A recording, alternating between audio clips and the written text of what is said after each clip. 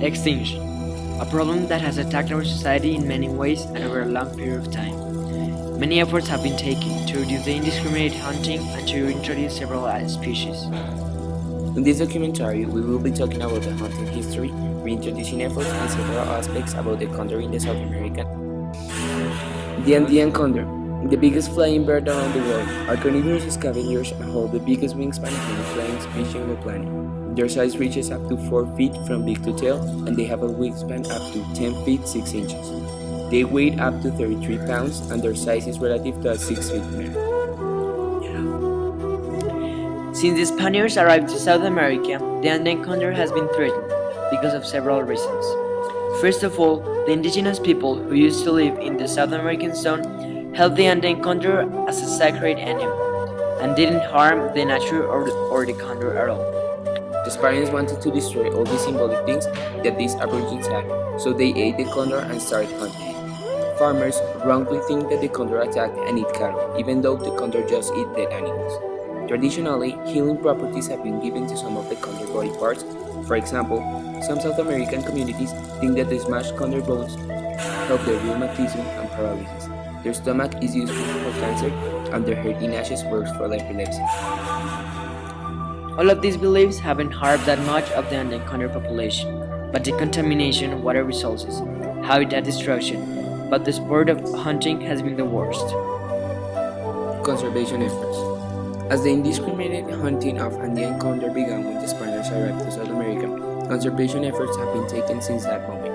The Andean condor has kept in captivity since the 19th century in different zoos around the world.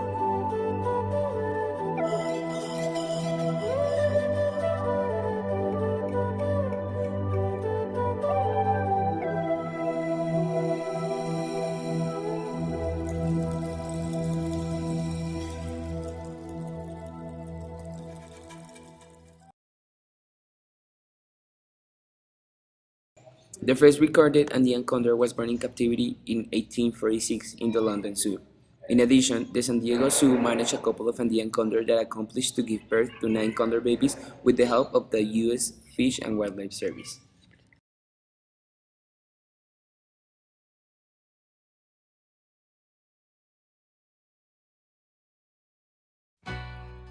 Canis lupus, also known as the timber gray wolf or the gray wolf.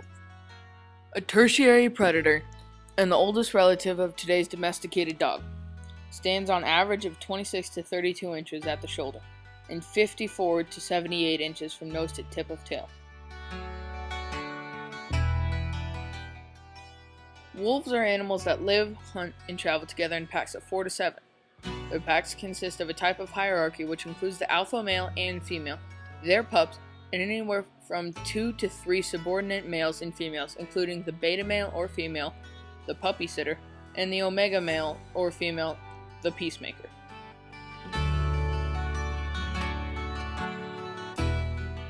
The gray wolf reintroduction best exemplifies the hardline extremist positions taken on either side.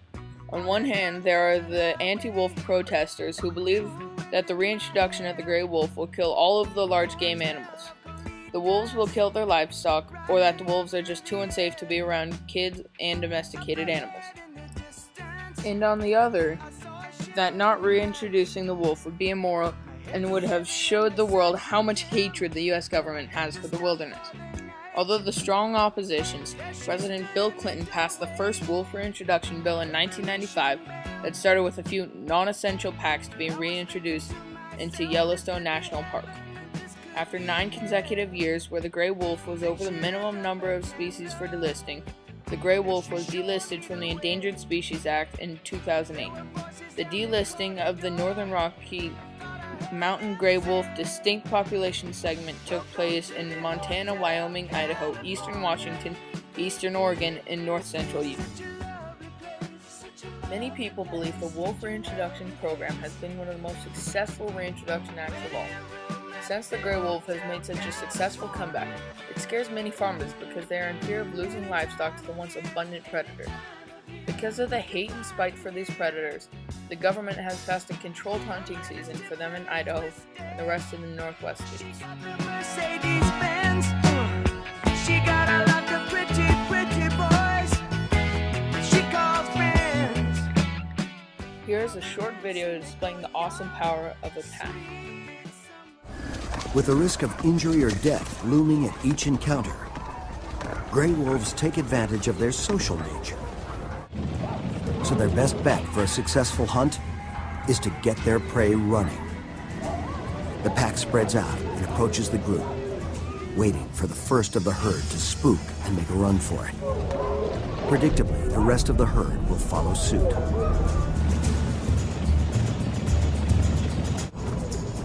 At just the right moment, with the group close behind, the lead wolf attempts to grab hold of the prey.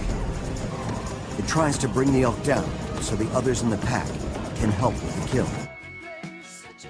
The 2009 and 2010 wolf hunting season success rate has been relatively low. The total number of residential tags sold is at 25,700, and the total of non-residential tags sold is at 684. With a total of 26,384 tags sold, there has been a very low success rate of 0.00572%. The Idaho Fish and Game Department reaped a reward of $2,715 per wolf. They're gathered for the feast. They stab it with their steely knives, but they just can't